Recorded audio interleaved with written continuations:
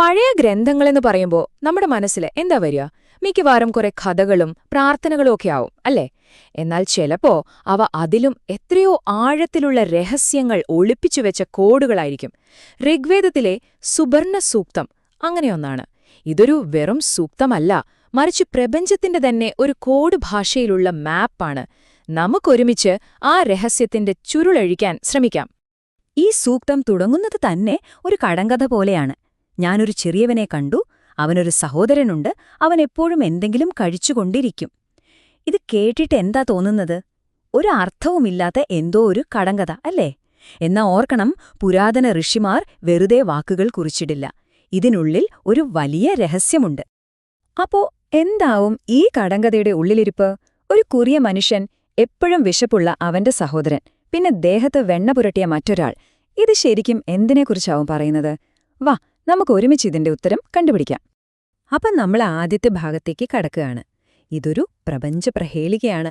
ഈ കടങ്കഥ വെറുമൊരു സാഹിത്യഭാവനയല്ല, മറിച്ച് ഇത് പ്രപഞ്ചത്തെയും അതിൽ നമ്മൾ എവിടെ നിൽക്കുന്നു എന്നും പറയുന്ന ഒരു പുരാതന രഹസ്യമാണ്. ഇവിടെയാണ് നമ്മളൊരു കാര്യം മനസ്സിലാക്കേണ്ടത്. ഇതങ്ങനെ ഒരു വെറും കവിതയോ കഥയോ ഒന്നുമല്ല, മറിച്ച് ഇത് പ്രപഞ്ചത്തെയും അതിൽ നമ്മുടെ സ്ഥാനത്തെയും കൃത്യമായി അടയാളപ്പെടുത്തുന്ന സിംബലുകൾ കൊണ്ട് നിറഞ്ഞ ഒരു മാപ്പാണ്. ഓരോ വാക്കിനും അതിൻ്റേതായ ഒളിപ്പിച്ചുവെച്ച അർത്ഥങ്ങളുണ്ട്. ഇത്രയും ആഴത്തിലുള്ള ആശയങ്ങളൊക്കെ ഇതിലുണ്ടെങ്കിൽ പിന്നെന്താ പലർക്കും വേദങ്ങളെയൊക്കെ പറ്റി ഇത്രയും തെറ്റിദ്ധാരണകൾ? അതിനൊരു കാരണമുണ്ട്. കാലം പോയപ്പോ ഇതിന്റെയൊക്കെ ശരിക്കുള്ള അർത്ഥം വിവർത്തനങ്ങളിൽ എവിടെയോ വെച്ച് നഷ്ടപ്പെട്ടുപോയി. നമുക്കതൊന്ന് നോക്കാം. ഇപ്പൊ നോക്കൂ, ഒരു വശത്ത് വേദങ്ങളെന്നാൽ പ്രകൃതിയിലുള്ള പല പല ദൈവങ്ങളെ ആരാധിക്കുന്ന പ്രാർത്ഥനകളാണെന്നാണ് പൊതുവെയുള്ള ധാരണ. എന്നാൽ നമ്മളീ പരിശോധിക്കുന്ന ഗ്രന്ഥം പറയുന്നത് നേരെ തിരിച്ചാണ്. ഇത് പല ദൈവങ്ങളെക്കുറിച്ചല്ല, മറിച്ച് പുറത്തുള്ള ഈ വലിയ പ്രപഞ്ചവും നമ്മുടെ ഉള്ളിലുള്ള സൂക്ഷ്മമായ ലോകവും തമ്മിലുള്ള ബന്ധത്തെക്കുറിച്ചുള്ള ഒറ്റയൊരു കാഴ്ചപ്പാടാണ്. അതായത് പല പാശ്ചാത്യ വ്യാഖ്യാനങ്ങളും ഒന്നുകിൽ രാഷ്ട്രീയ താൽപ്പര്യങ്ങൾ കൊണ്ടോ അല്ലെങ്കിൽ നമ്മുടെ സംസ്കാരത്തെക്കുറിച്ചുള്ള ശരിയായ അറിവില്ലായ്മ കൊണ്ടോ വേദങ്ങളുടെ യഥാർത്ഥ അർത്ഥത്തെ മാറ്റിമറിച്ചു. ഉദാഹരണത്തിന്, നമ്മൾ കേൾക്കുന്ന ആര്യൻ, ദ്രാവിഡൻ എന്നൊക്കെയുള്ള വംശീയ വേർതിരിവുകൾ അതൊന്നും വേദങ്ങളിൽ ഒരിടത്തും പറയുന്നില്ല. അതുപോലെ ഉപനിഷത്തുകൾ വേദങ്ങളെ എതിർക്കുന്ന ഒരു സംഭവമേ അല്ല. സത്യത്തിൽ അവ വേദങ്ങളെ കൂടുതൽ എളുപ്പത്തിൽ മനസ്സിലാക്കാൻ സഹായിക്കുകയാണ് ചെയ്യുന്നത്. അപ്പോ ഈ തെറ്റിദ്ധാരണകളൊക്കെ ഒന്ന് മാറ്റിവെച്ചാലേ നമുക്ക് ആ യഥാർത്ഥ രഹസ്യത്തിലേക്ക് എത്താൻ പറ്റൂ. അപ്പോ ഈ കോഡ് നമ്മൾ എങ്ങനെ പൊളിച്ചെടുക്കും?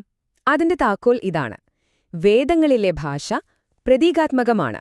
അതായത് വാക്കുകൾക്ക് നമ്മൾ കാണുന്ന അർത്ഥത്തിനപ്പുറം വളരെ ആഴത്തിലുള്ള മറ്റൊരു തലമുണ്ട്. വാ, നമുക്കിതിലെ പ്രധാനപ്പെട്ട ചില സിംബിളുകൾ ഏതൊക്കെയാണെന്ന് നോക്കാം. ആദ്യത്തെ താക്കോൽ സുപർണൻ എന്ന വാക്കാണ്. ഗംഭീരമായ ചിറകുകളുള്ളവൻ എന്നാണർത്ഥം. പക്ഷേ ഇതൊരു സാധാരണ പക്ഷിയല്ല.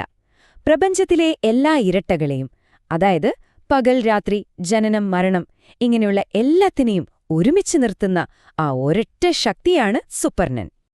അടുത്തത് രഥം. വലിയ രീതിയിൽ ചിന്തിച്ചാൽ ഇത് നമ്മുടെ സൗരയൂഥമാണ്.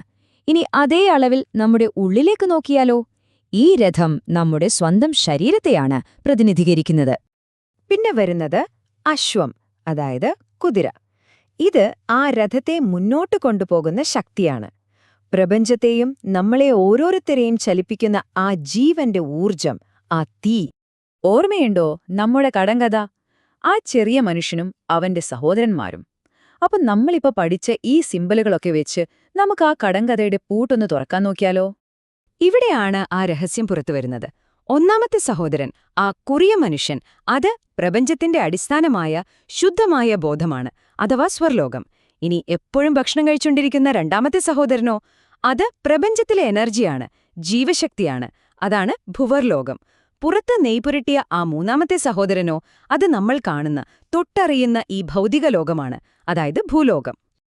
അപ്പോ ചുരുക്കത്തിൽ ആ കടങ്കഥ 3 മനുഷ്യരെക്കുറിച്ചായിരുന്നില്ല, മറിച്ച് അസ്തിത്വത്തിന്റെ 3 തലങ്ങളെക്കുറിച്ചുള്ള ബോധം, ഊർജം, ഭൗതികം ഇവയെക്കുറിച്ചുള്ള കൃത്യമായൊരു മാപ്പായിരുന്നു അത്. പക്ഷെ കഥ ഇവിടെ തീരുന്നില്ല. അടുത്ത ശ്ലോകത്തിൽ വേറൊരു കടങ്കഥയുണ്ട്. ഒറ്റചക്രമുള്ളൊരു രഥം, അതിനെ 7 പേർ ചേർത്ത് കെട്ടുന്നു. എന്തായിരിക്കുമിത്? വാ, നമുക്കീ പ്രപഞ്ചരഥത്തിന്റെ രഹസ്യം കൂടി കണ്ടുപിടിക്കാം. ആദ്യം പറയുന്നത് ചക്രത്തിന് 3 കേന്ദ്രങ്ങളുണ്ടെന്നാണ്. പ്രപഞ്ചത്തിന്റെ തലത്തിൽ നോക്കിയാല് ഇത് സൂര്യൻ, ചന്ദ്രൻ, ഭൂമി എന്നിവയാണ്.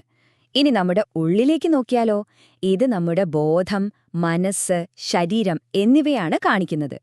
പക്ഷേ ഈ 3 കേന്ദ്രങ്ങളും വെവ്വേറെയല്ല, ഒരൊറ്റ ചക്രത്തിന്റെ ഭാഗമാണ്.